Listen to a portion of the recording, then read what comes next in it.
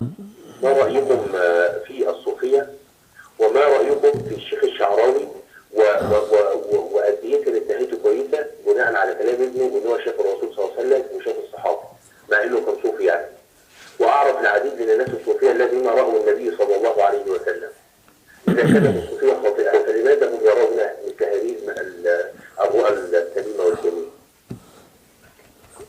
أيوة. وهل أنت تصدق كل ما يقال؟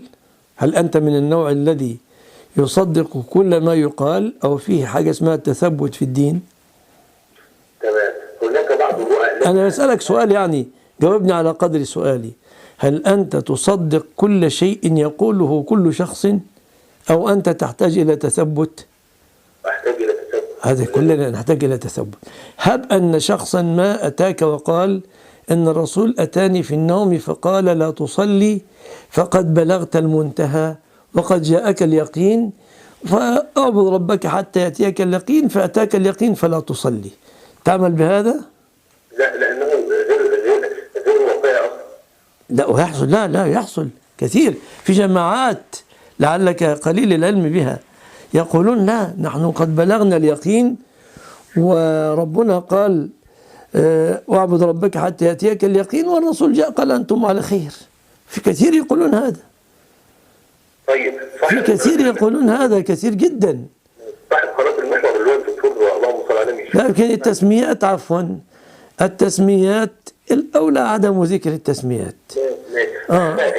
حاجة كثير من كرامات الشيخ الشعراوي وقد ايه هو حضر هذه الكرامات يعني. يتكلم براحته. أنا مسلم لي كتاب وسنة. أنا الآن رجل مسلم لي كتاب وسنة. أنت فهمت كلامي؟ أولا أنا لا أطعن في أحد الآن، إنما أتكلم بكتاب الله وسنة رسول الله. أي شيء من أي شيخ كان يخالف كتاب الله ويخالف سنة رسول الله أعتذر، لن أقبله. يعني لا تعتقد في الكرامات؟ كيف لا؟ افهم. كيف والله يقول يا نار كوني بردا وسلاما على إبراهيم؟ كيف والله يقول في شأن داود يا جبال أوبي معه والطير وألنا له الحديد؟ كيف والنبي عليه الصلاة والسلام انشق له القمر ونبع الماء من بين أصابعه صلى الله عليه وسلم؟ كيف ذلك؟ لكن واحد عاصي لله وعاصي لرسول الله، لا أتكلم عن شخص بعينه، انتبه. واحد عاصي لله وعاصي لرسول الله، وأمام الناس في بعض البلاد نراه يصلي إلى غير القبلة ويلبس خيش ويقول الناس عنه ولي، ويقول لك اقرأ الفتح العسكري ألا الطربوش وعمل ولي، ويقول أنا شفت الرسول وقال لي اعمل كده. نقول له إيه يعني؟ ماذا نقول لمثل هذا الذي يعمل له مولد الآن في بلدة إن شئت أن أسميها لك أسبوع كل سنة وتجمع النذور وتزف إليه؟ ماذا أقول لك؟ أترك الكتاب والسنة من أجل واحد حلم؟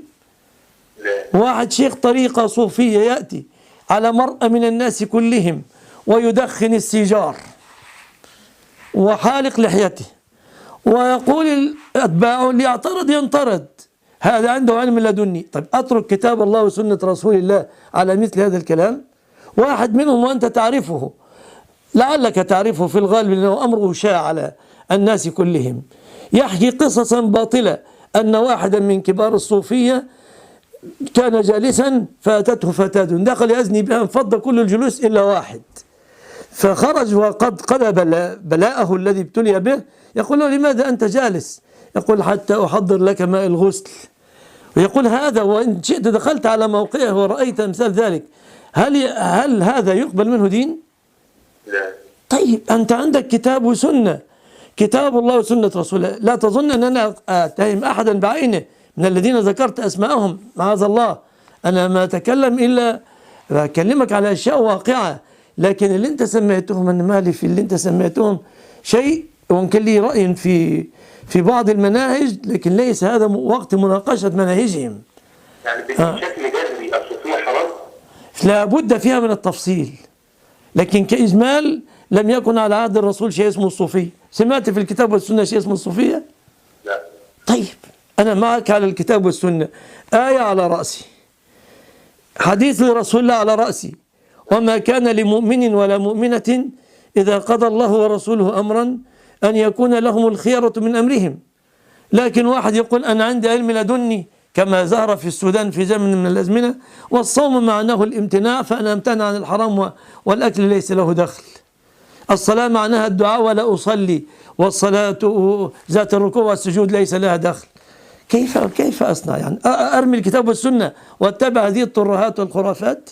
آخر سؤال يا أمير، آخر سؤال. لا أكرر، لا أعني المذكورين الذين ذكرتهم، فللكلام عنهم مقام آخر. ولا لا أتهم ولا أبرئ، في الكلام عنهم موطن آخر.